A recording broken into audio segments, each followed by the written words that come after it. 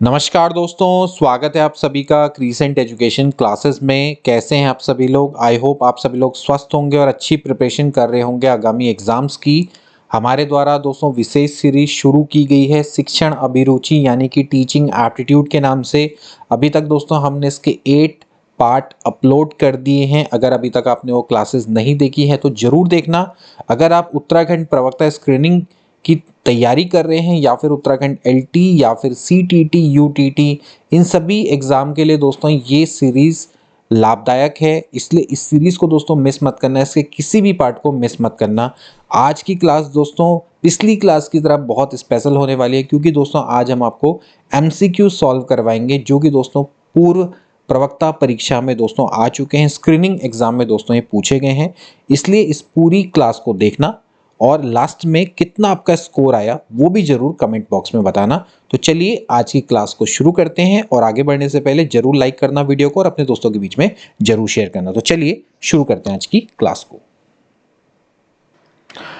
तो दोस्तों आज का पहला प्रश्न है जो कि प्रवक्ता स्क्रीनिंग एग्जाम में पूछा जा चुका है। सूर्य के अंदर ऊर्जा उत्पादन का सर्वाधिक संभावित कारण माना जाता है। साइंस जनरल स्टडी के भी दोस्तों आपसे प्रश्न पूछे जाएंगे। नाभिकीय संलयन है, नाभिकीय विखंडन है, रासायनिक प्रतिक्रियाएं हैं या फिर कणों का संगठन है। नाभिकीय संलयन मतलब कि दोस्तों इसको बोलते हैं न्यूक्लियर फ्यूजन, जबकि नाभिकीय विघटन होता है मतलब न्यूक्लियर फिजन। ठीक है, नाभिकीय संलयन दोस्तों इसका राइट आंसर है।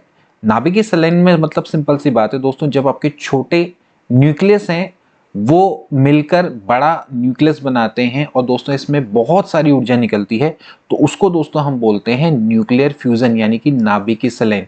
अब ये जो घटना है दोस्तों ये तारों में सूर्य में दोस्तों ये पॉसिबल है। तो इस प्रक्रिया में ही दोस्तों आपका क्या होता है कि जो हाइड्रोजन गैस है वो हीलियम में परिवर्तित होती है। बस इतना आपको ध्यान रखने वाली बात है। इसमें छोटे छोटे नाभिक क्या होते हैं, बड़े नाभिक में परिवर्तित होते हैं। जबकि नाभिकीय विखंडन में क्या है, जैसे कि नाम से पता लग रहा है न्यूक्लियर फ्यूजन है, तो दोस्तों इसमें क्या होगा कि बड़ा नाभिक क्या होगा, छोटे छोटे नाभिक में यानी कि न्यूक्लियस में टूट जाएगा और बहुत सारी ऊर्जा निकलती है। तो जो परमाणु बम होता है दोस्तों वो इसी पर आधारित होता है, नाभिकीय विखंडन पर आधारित होता है। ये प्रश्न दोस्तों बहुत बार पूछा जाता है। अगला प्रश्न देखेंगे, भारत में हरित क्रांति के जनक कौन हैं? तो देखिए ये भी दोस्तों आपका कृषि से आधारित दोस्तों ये प्रश्न है, एग्रीकल्चर जनरल स्टडी के अंतर्गत आता है दोस्तों। तो डॉक्टर एम.एस. स्वामीनाथन हैं या बी.बी. लाल हैं या डॉक्टर नॉर्मन ई बोरलॉग हैं या फिर श्री रंगास्वामी अयंगर है। हरित क्रांति, तो देखिए इसका राइट आंसर क्या है दोस्तों, ये है डॉक्टर एम.एस. स्वामीनाथन। देखिए जो स्वामीनाथन है दोस्तों इनको भारत में हरित क्रांति के जनक के रूप में जाना जाता है। हरित क्रांति का मतलब क्या है दोस्तों, सिंपल सी बात है कि जो हमारे देश में दोस्तों आपकी जो भूमि है, चाहे वो सिंचित हो चाहे असंचित हो, उसमें दोस्तों जो कृषि का उत्पादन है उसको बढ़ाना है। ठीक है, तो इसमें दोस्तों क्या है कि जैसे बीज है, बीज को दोस्तों एक तरह से हाइब्रिड बनाया गया, मतलब संकर बीज का यूज किया गया। मैक्सिको से दोस्तों बीज लाए गए, उसको दोस्तों यहाँ के घरेलू पंजाब के बीजों के संग मिक्स करके एक ऐसा बीज बनाया गया जिससे कि क्या हुआ कि फसल की जो पैदावार है वो बढ़ती चली गई। ठीक है, तो इस क्रांति को कौन लेके आया दोस्तों, वो एम.एस. स्वामीनाथन लेके आए। कब? 1966 में। इसलिए इनको दोस्तों हरित क्रांति का जनक बोला जाता है। ठीक है, तो मैक्सिको के बीजों की पंजाब की घरेलू किस्म के संग दोस्तों इन्होंने मिक्स करके एक हाइब्रिड बीज टाइप का बना है, या इसको मिक्स सीड भी कह सकते हैं, जिससे क्या हुआ उत्पादन बहुत बढ़ गया। ठीक है, और वैसे दोस्तों हरित क्रांति का जनक किसको बोला जाता है, वो नॉर्मन ई बोरलॉग को बोला जाता है।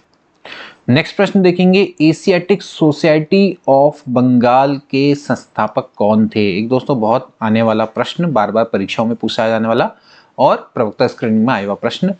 तो किसके द्वारा एशियाटिक सोसाइटी ऑफ बंगाल की स्थापना की गई? विलियम जोन्स है, अलेक्जेंडर डफ है, विंसेंट स्मिथ है या फिर जेम्स हिक्की है। तो इसका राइट आंसर क्या है दोस्तों, इसका राइट आंसर ए ऑप्शन है, विलियम जोन्स के द्वारा दोस्तों इसकी स्थापना की गई थी। कब की गई थी ये भी दोस्तों बहुत बार पूछा जाता है। 1784 में। कहाँ की गई थी? कोलकाता में दोस्तों की गई थी एशियाटिक सोसाइटी ऑफ बंगाल।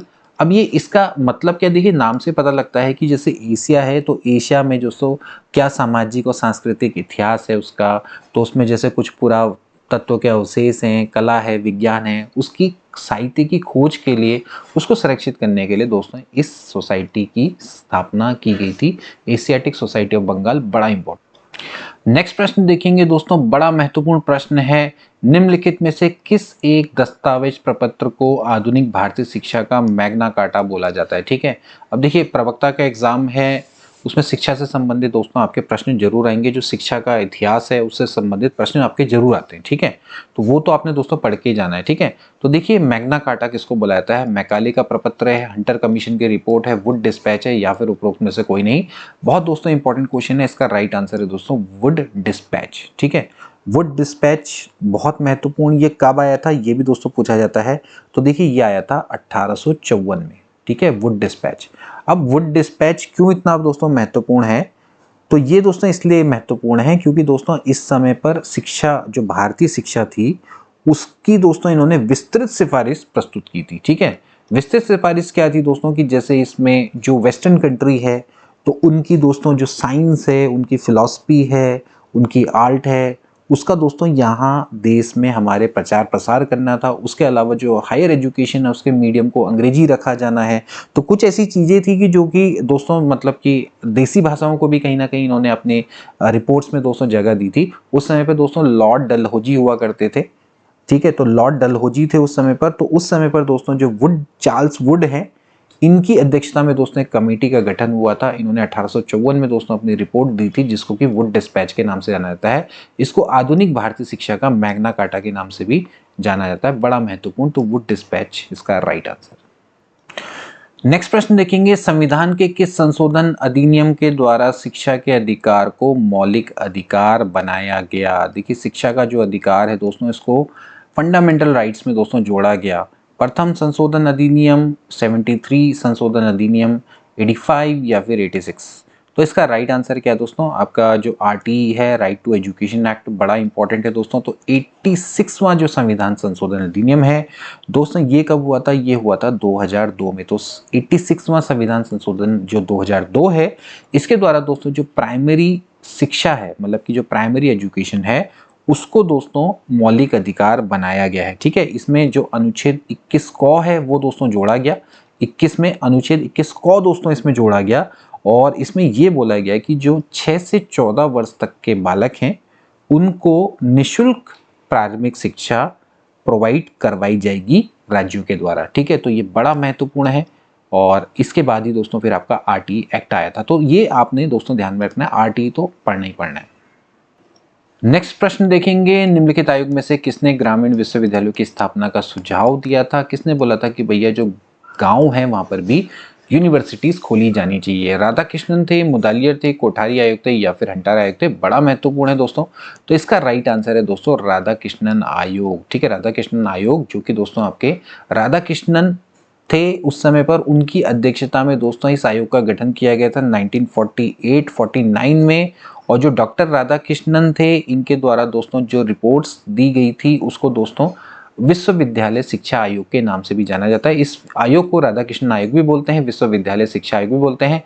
स्वतंत्र भारत का पहला आयोग भी दोस्तों है, क्योंकि आफ्टर इंडिपेंडेंस ये दोस्तों आपका आयोग गठित हुआ था। जस्ट आफ्टर इंडिपेंडेंस 1947 के बाद 1948 में दोस्तों इसके बाद द्वारा जो रिपोर्ट दी गई उसमें दोस्तों इन्होंने उच्च शिक्षा के लिए अपनी संस्तुतियां दी थी, इसलिए इसको दोस्तों विश्वविद्यालय शिक्षा आयोग के नाम से भी जाना जाता है। और इसके बाद दोस्तों ऑफकोर्स इसने बताया था कि भाई जो ग्रामीण विश्वविद्यालय हैं उनकी भी दोस्तों स्थापना होनी चाहिए। बहुत दोस्तों ये इंपॉर्टेंट है राधाकृष्णन आयोग।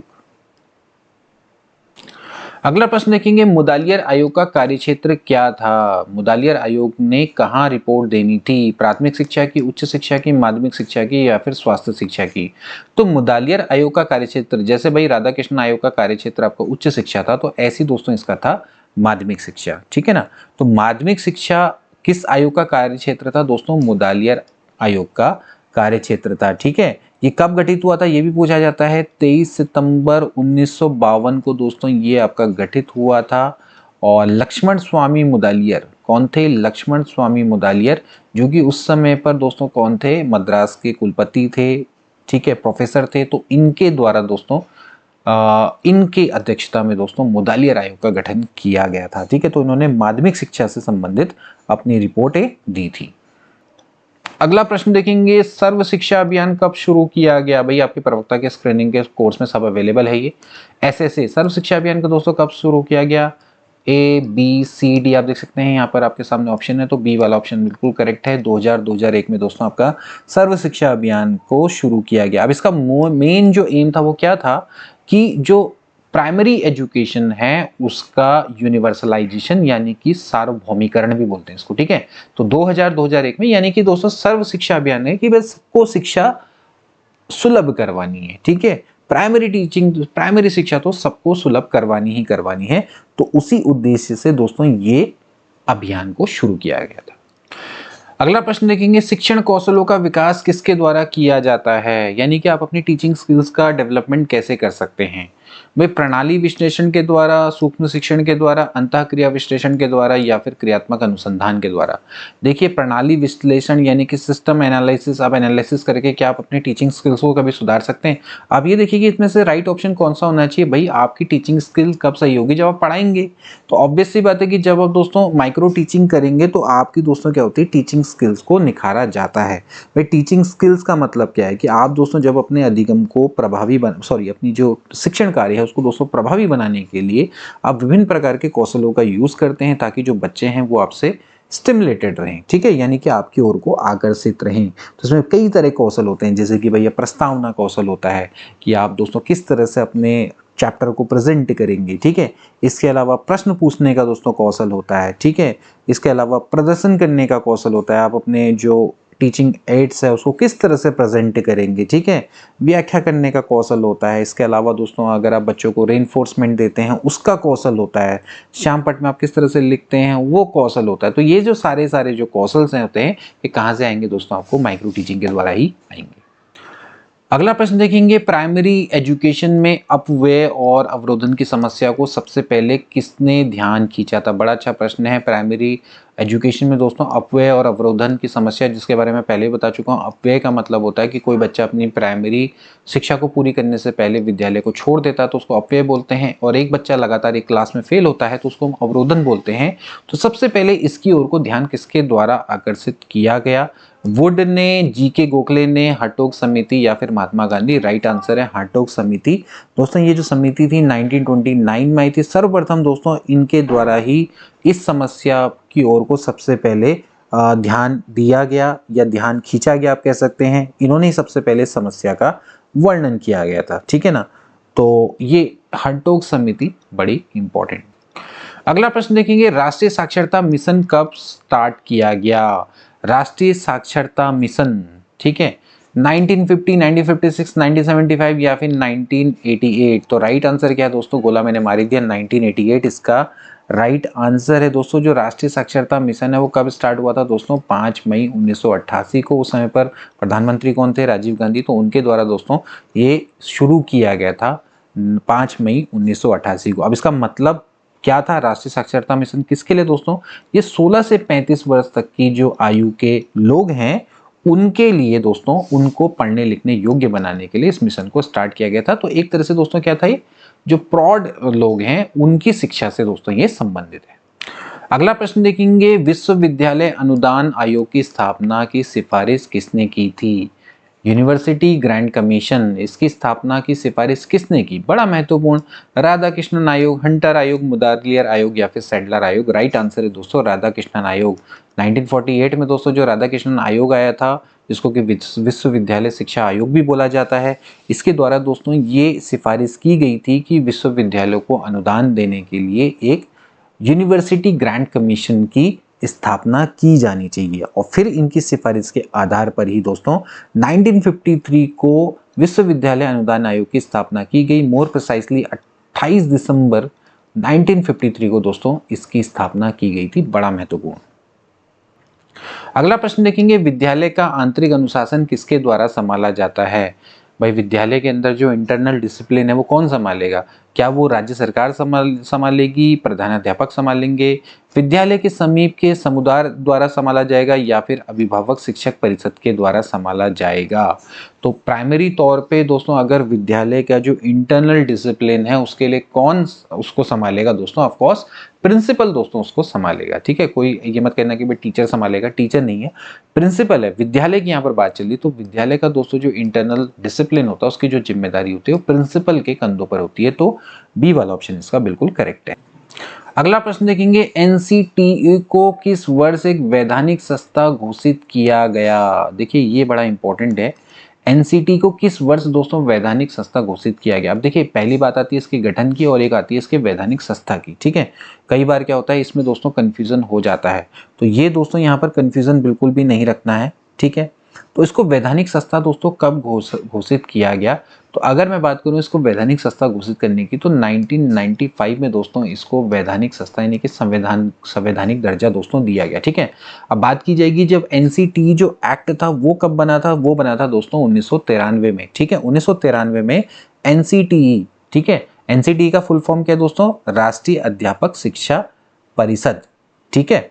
तो एनसीटीई दोस्तों जो क्या करता है, हमारे जो अध्यापक हैं उनकी शैक्षिक योग्यता क्या होगी दोस्तों ये डिसाइड करता है, ठीक है। National council for teachers education, ठीक। तो ये दोस्तों कि अध्यापक है भैया, अगर उसको प्राइमरी टीचर बनना है या फिर अगर उसको एलटी बनना है, लेक्चर बनना है, तो उसकी क्या योग्यता होनी चाहिए, ये सब दोस्तों आपका क्या होता है एनसीटी दोस्तों डिसाइड करता है। तो उसका जो एक्ट बना था वो बना था 1994 में, और उसके बाद दोस्तों 1995 17 अगस्त 1995 को इसको दोस्तों एक वैधानिक संस्था घोषित किया गया। हालांकि दोस्तों इसका जो गठन है वो 1973 में हो गया था, ये भी दोस्तों एक बहुत बड़ा फैक्ट है। 1973 में दोस्तों ये एक विभाग के रूप में कार्य करता था, जो कि शिक्षकों से संबंधित दोस्तों सलाह दिया करता था सरकार को। कार्य तो दोस्तों इसका वही था, लेकिन एक इंडिपेंडेंट ऑर्गेनाइजेशन बनाना और इसको दोस्तों संवैधानिक दर्जा दिया जाना, वो दोस्तों आपने यहाँ पर समझना है, ठीक है। तो यहाँ पर ये चीजें, ये ऑप्शन दोस्तों इस तरह से दिए गए हैं और बड़ा अच्छा प्रश्न है।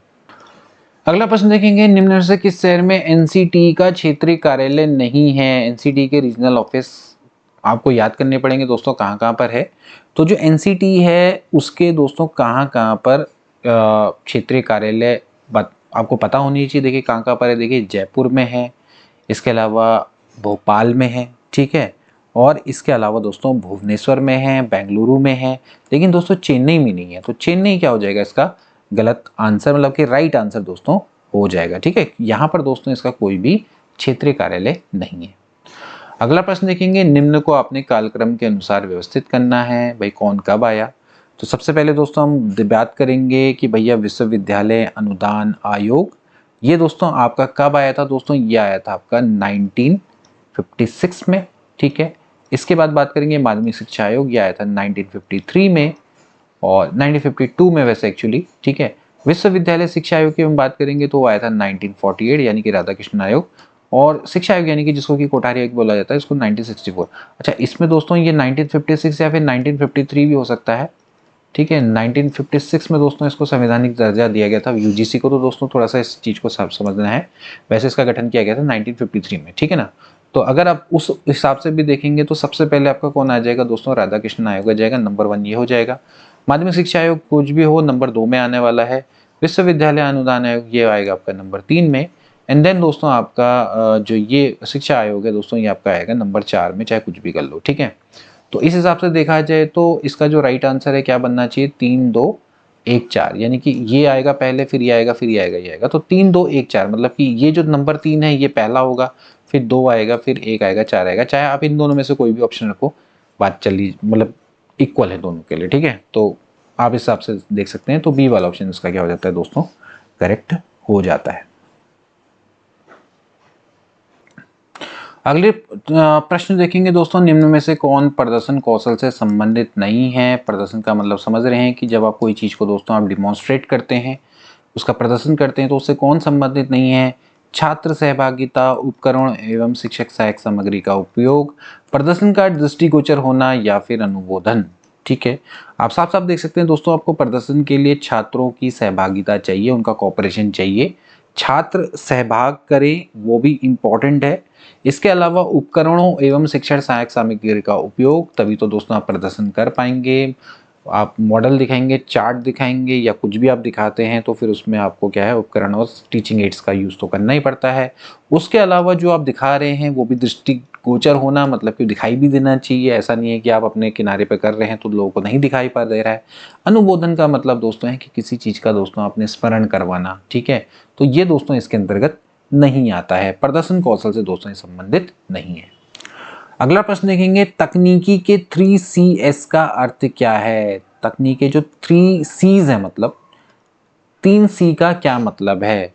पाठ्य वस्तु कैमरा कंप्यूटर तकनीकी, कंप्यूटर पाठ्य वस्तु संप्रेषण तकनीकी, कॉन्फ्रेंस कैमरा केबल तकनीकी, या फिर कोई नहीं। इसका राइट आंसर है बी वाला। C फॉर होता है दोस्तों कंप्यूटर, C होता है करिकुलम। करिकुलम का मतलब क्या होता है? पाठ्यक्रम, ठीक है, तो करिकुलम। और जो एक C होता है दोस्तों वो होता है कम्युनिकेशंस, कम्युनिकेशंस, ठीक है। तो कम्युनिकेशन टेक्नोलॉजी, तो कंप्यूटर हो गया, करिकुलम हो गया और कम्युनिकेशन टेक्नोलॉजी, तो ये आपके टेक्नोलॉजी के 3 C's हैं। अगला प्रश्न देखेंगे, निम्न में से कौन परिमाणात्मक मापन की विशेषता नहीं है? परिमाणात्मक समझते हैं ना, यानी कि जिसमें क्या होता है दोस्तों, मैग्नीट्यूड होता है, मैग्नीट्यूड, ठीक है। तो मैग्नीट्यूड मेजरमेंट की स्पेशलिटी नहीं है, आपने बताना है, ठीक है। मतलब किसमें परिमाण नहीं है, सिंपल सी बात है, ठीक है। तो आप मतलब जिसको मेजर नहीं कर सकते, जिसका आप मैग्नीट्यूड मेजर नहीं कर सकते, ठीक है। तो शून्य बिंदु, आत्मनिष्ठता, वस्तुनिष्ठता, निश्चित एवं पूर्ण मूल्य की इकाइयां। देखिए दोस्तों, जो शून्य बिंदु है मतलब कि सेंटर है, ओरिजिन है, तो दोस्तों ऑफकोर्स इसमें आप परिमाण इसका बता सकते हैं, परिमाणात्मक मापन कर सकते हैं, आप इसको मेजर कर सकते हैं, इसकी मात्रा कितनी है, शून्य है, ठीक है। आत्मनिष्ठता, आप दोस्तों इसको कभी मेजर नहीं कर सकते, कोई व्यक्ति है वो आपका कितना सब्जेक्टिव है, उसको आप दोस्तों परिमाण में मेजरमेंट नहीं कर सकते, आप ये नहीं बता सकते कि उसका कितना मैग्नीट्यूड है, ठीक है। वस्तुनिष्ठता, ऑफ कोर्स दोस्तों आप उसको परिणाम में मेजर कर सकते हैं। जैसे वस्तुनिष्ठता का मतलब ये है कि देखिए, जैसे कोई प्रश्न है, एक प्रश्न है, आप जानते हैं कि प्रश्न के 4 विकल्प हैं, अगर उसके 4 विकल्प हैं तो जो भी उसका आंसर होगा वो सभी के लिए क्या होगा, इक्वल होगा, ठीक है। तो आप उसका दोस्तों क्या कर सकते हैं, आसानी से मेजरमेंट कर सकते हैं, ठीक है। भाई एक प्रश्न है, अगर उसके जैसे आपको जैसे 4 विकल्प अगर दिए हुए, मैं कहता हूँ भाई राधा कृष्ण आयोग का गठन कब हुआ, तो राधा कृष्ण आयोग का जो गठन हुआ दोस्तों वो आपका 1948 में हुआ, तो वो आपका क्या है, वस्तुनिष्ठ प्रश्न है, मतलब उसका जो आंसर है वो एक है सबके लिए, ठीक है। अब राधा कृष्णन आयोग के बारे में अगर मैं आपसे कह दूं कि विश्लेषण करो, ठीक है, सही है या गलत है, ठीक, तो आप ये क्या चीज हो जाएगी, ये सब्जेक्टिव हो जाएगी, मतलब आत्मनिष्ठता हो जाएगी। अब आप कोई दार्शनिक होगा उसका अलग उसमें दर्शन होगा, कोई और होगा तो उसका अलग दर्शन होगा, ठीक है। तो आप उसको एक परिमाण में मेजर उसको प्रॉपरली नहीं कर पाएंगे, ठीक। इसके अलावा निश्चित एवं पूर्ण मूल्य की जो इकाइयां वो तो हैं ही, जिनका पूरी तरह से मूल्य है, ठीक है, यूनिट्स हैं, तो उनको तो आप मात्रात्मक वे में मेजर कर सकते हो। तो आत्मनिष्ठता ये कभी भी मैग्नीट्यूड में मेजर नहीं की जा सकती। अगला प्रश्न देखेंगे, 10+2+3 शिक्षा व्यवस्था को लागू किसने किया? भैया बहुत महत्वपूर्ण है, राष्ट्रीय शिक्षा नीति 1968, राष्ट्रीय शिक्षा नीति 1986, कोठारी आयोग के अनुसार, राधाकृष्णन आयोग के अनुसार। यहाँ पर प्रश्न है दोस्तों, 10+2+3 शिक्षा व्यवस्था को देश भर में किसने लागू किया, ठीक है। इसका सुझाव किसने दिया वो अलग प्रश्न है, किसने लागू किया, तो इसको दोस्तों आपका नेशनल एजुकेशन पॉलिसी 1986 के द्वारा दोस्तों इसको लागू किया गया था। तो बहुत इंपॉर्टेंट है, पूरे भारत में 10+2+3 व्यवस्था को दोस्तों लागू किया गया। अब तो दोस्तों न्यू एजुकेशन पॉलिसी आ गई है 2020 वाली, तो 2020 के अकॉर्डिंग दोस्तों अभी क्या है, 5+3+3+4, ये दोस्तों अभी फिलहाल स्टैंडर्ड है, ठीक है, ये चीजें ध्यान में रखें। अगला प्रश्न देखेंगे, पुनः निर्देशन किस शिक्षण कौशल का घटक है? पुनः निर्देशन व्याख्या कौशल है, पुनर्बलन कौशल है, खोजपूर्ण प्रश्न पूछने का कौशल है, या फिर दृष्टांत कौशल का दोस्तों ये घटक है, मतलब किस चीज का कंपोनेंट है, ठीक है। तो जो पुनः निर्देशन है दोस्तों, ये आपके खोजपूर्ण प्रश्न पूछने का कौशल है दोस्तों, ये उसका दोस्तों घटक है, ठीक है। ये दोस्तों इस कौशल का दोस्तों एक तरह से कंपोनेंट है। अब पुनः निर्देशन में होता क्या है दोस्तों, सिंपल सी बात है कि जो शिक्षक है वो छात्रों से ऐसे प्रश्न पूछता है जिसका वो खोजी के रूप में आंसर ढूंढने का प्रयास करते हैं। तो वो एक्चुअली क्या है, उनके पूर्व ज्ञान को नवीन ज्ञान से दोस्तों जोड़ रहा होता है ना। तो पूर्व ज्ञान पर आधारित दोस्तों क्या है, प्रश्न पूछे जाएंगे, जिससे कि बच्चा क्या करेगा, उसके उत्तर को खोजने की कोशिश करेगा, ठीक। तो ये क्या है, पुनः निर्देशन इसके अंतर्गत आता है। तो दोस्तों एक खोजपूर्ण प्रश्न पूछने के कौशल का एक कंपोनेंट है। अगला प्रश्न देखेंगे, भारत के संविधान की कौन सी सूची राज्यसभा में राज्यों को दी गई सीटों के निर्धारण से संबंधित है? भारत के कॉन्स्टिट्यूशन में भैया कौन सी सूची है जिसमें राज्यसभा में सीटों की संख्या के निर्धारण से जो संबंधित है? दोस्तों कौन सी है दोस्तों, इसका राइट आंसर है चौथी जो आपकी सूची है, ये दोस्तों यहाँ पर राज्यसभा की सीटों के निर्धारण से दोस्तों आपकी संबंधित है। ठीक है, इसमें कितनी सीट्स हैं दोस्तों? आपकी 245 हैं, जिसमें कि आपके 12 सदस्यों को राष्ट्रपति के द्वारा मनोनीत किया जाता है। ठीक है, और 233 जो सदस्य होते हैं दोस्तों वो निर्वाचित होकर आते हैं। अगला प्रश्न देखेंगे, भारतीय संविधान का कौन सा प्रावधान मानवाधिकार से संबंधित नहीं है? आपको बताना है कि भारतीय संविधान का कौन सा प्रावधान है जो कि मानवाधिकार से रिलेटेड नहीं है। पुरुष और स्त्रियों के लिए समान कार्य के लिए समान वेतन देना, कार्य की न्याय संगत और मानवोचित दशा, विश्राम और अवकाश, या फिर धर्म की स्वतंत्रता। तो इसका राइट आंसर है दोस्तों विश्राम और अवकाश। विश्राम और अवकाश का दोस्तों मानवाधिकार से कोई भी संबंध नहीं है।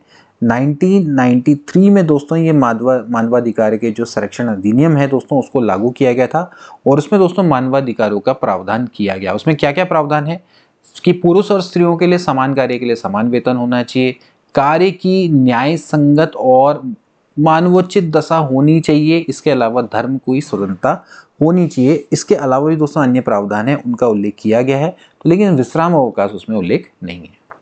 अगला प्रश्न देखेंगे, निम्न में से किस अनुच्छेद के अनुसार भारत में आर्थिक आपातकाल लागू किया जा सकता है? देखिए दोस्तों, आपातकाल जरूर पढ़ के जाएं।